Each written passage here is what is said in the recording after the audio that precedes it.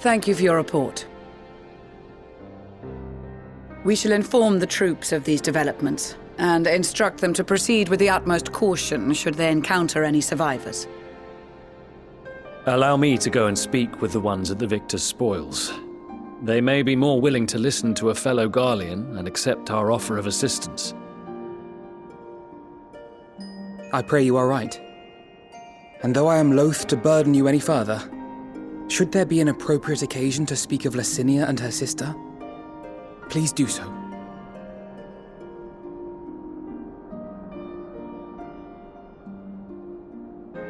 I am sorry to have put you through this. My distress is nothing compared to their suffering. So tell me, what else have we learned?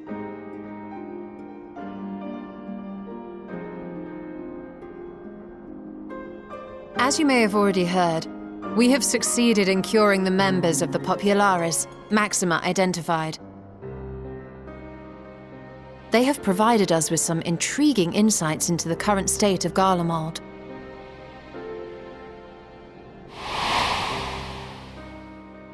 The assassination of Emperor Varus was the catalyst for the civil war. Nerva declared his claim to the throne, and his opponents refused to recognize it. Fighting broke out in the capital, where Nerva's Third Legion clashed with the First, who remained loyal to Varus even after his death. Of course, even Imperial warmongers would balk at the idea of turning their shining city into a battleground. Like burning down the wood to spite the wasps.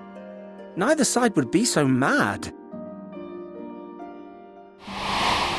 Unless something or someone inflamed their animosity to such an extent that they could not help but act against their better judgment.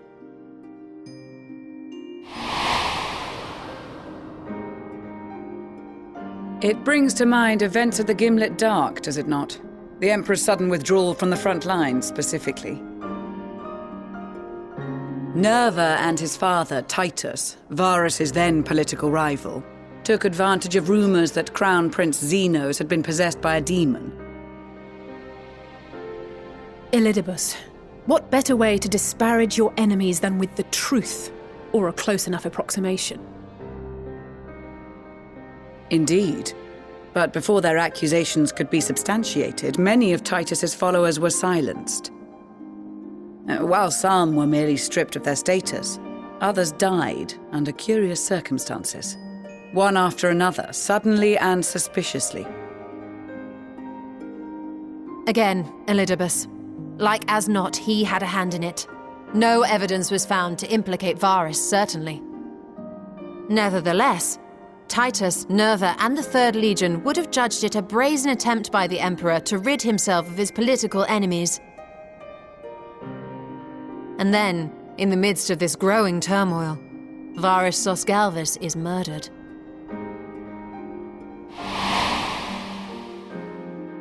And Garlemald's own prodigal son, Gaius van Belsar, is named the murderer.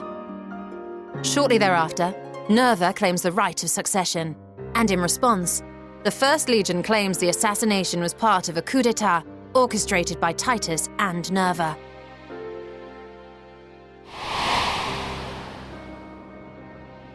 So no one is at fault, and everyone else is to blame. I should add that both parties received substantial financial backing, presumably to provide them with the means and encouragement to pursue a swift victory, and that these contributions came from the self-same benefactor. I'd heard House Brutus had been filling the Third Legion's coffers, but the First as well. It would seem so. Though the Populares determined that the First Legion received funds from a variety of organizations, all had connections to House Brutus. So Fandaniel, in the guise of Asahi, was playing both sides against each other the entire time. The information we gained from my friends does not end there. One night, shortly after fighting broke out, the capital was shaken by an immense tremor. From that point onward, they have no memories, no recollection of any events, including our clash on the Magna Glaciers. But when asked about the Imperial Palace and its bizarre transformation, they somehow recall Emperor Varus giving them orders in their dreams. May the Tower of Babel stand as testament to the glory of Garlemald. This sounds awfully familiar. We have something to show you all.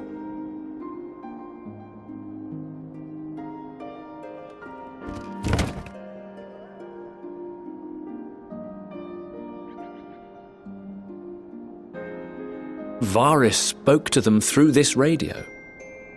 Perhaps it was a recording, but if not, that would be inexplicable.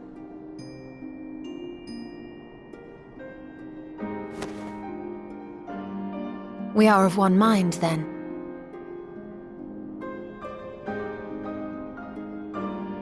The ether that permeates the ore used in this device is almost identical to that of the talismans. I see it. While it is likely more by coincidence than design, these devices might also ward against a primal's influence.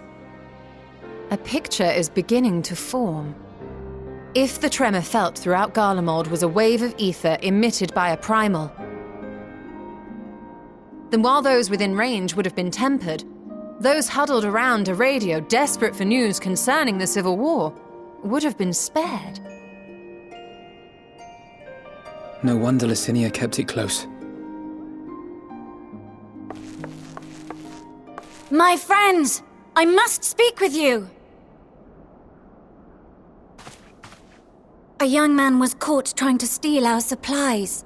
He is a soldier of the Iron Men, we think, but one who has not been made thrall. Thankfully, Magni restrained him before blood was spilled.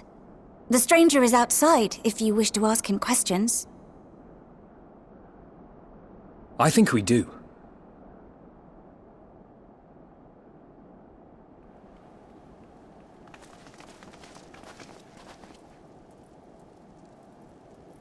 Who do we have here?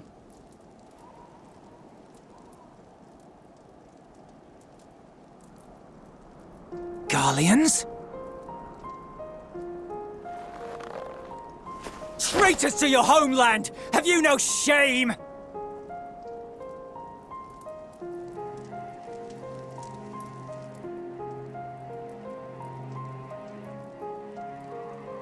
I am Lucia Junius, a Temple Knight of Ishgard.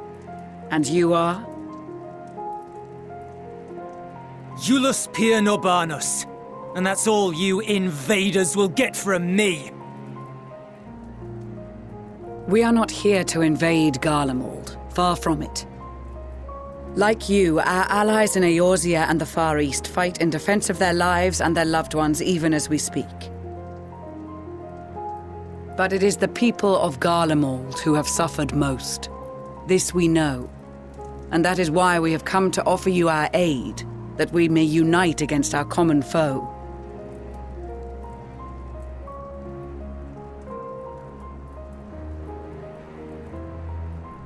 Whether you believe me or not, those are the facts. Now, answer me this.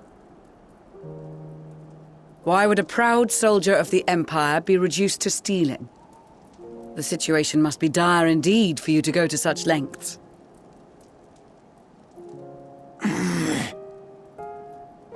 If it is supplies you seek, we would gladly share ours, or turn a blind eye while you leave with your spoils. I will not negotiate. My commander will determine how to deal with you and yours. If you wish to treat with him, I will take you, but no more than 3.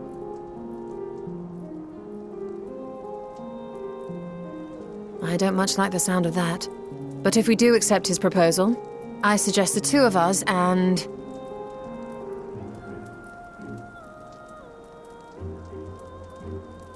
Please allow me and Alize to act as envoys.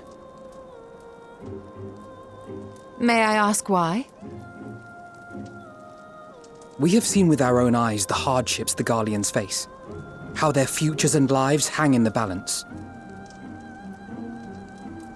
It's not the warmest invitation, but it's an opportunity to prove our intentions true. Maybe not a chance to make things right, but a chance to make them better.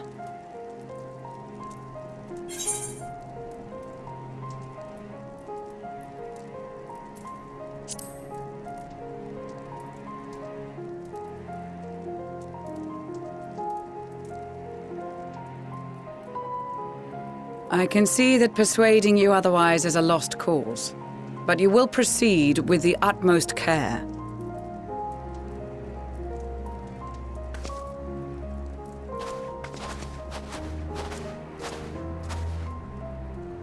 A couple of children and what? A sellsword? Is this an insult? Not in the least. You will find that they are more than qualified to speak on our behalf.